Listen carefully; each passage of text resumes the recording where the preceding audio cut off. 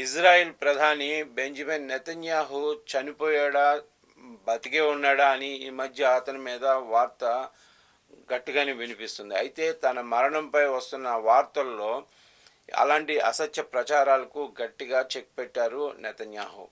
ఇరాన్తో ఉద్రిక్త పరిస్థితుల మధ్య ఆయన కనిపించటం లేదని, చనిపోయారన్న వార్తలు వైరల్ అవడంతో నెతన్యాహు స్వయంగా వీడియో ఒకటి విడుదల చేసి స్పందించారు.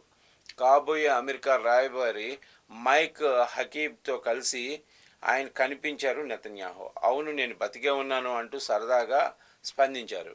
ఈ వీడియో ప్రస్తుతం సోషల్ మీడియాలో వైరల్గా మారింది.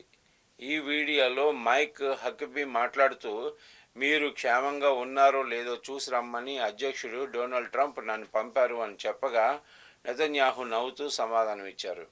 ఈ సంభాషణలో ఆయన ఇరాన్ నాయకత్వంపై కఠిన వ్యాఖ్యలు చేశారు.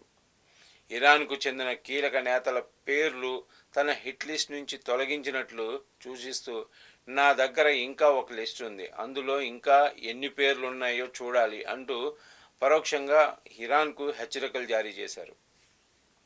ఇక సోషల్ మీడియాలో వచ్చిన మరో వింత పుకారు ఏంటంటే, తన చేతికి 6 వేళ్లు ఉన్నాయన్న ప్రచారంపై కూడా నెతన్యాహు స్పందించారు.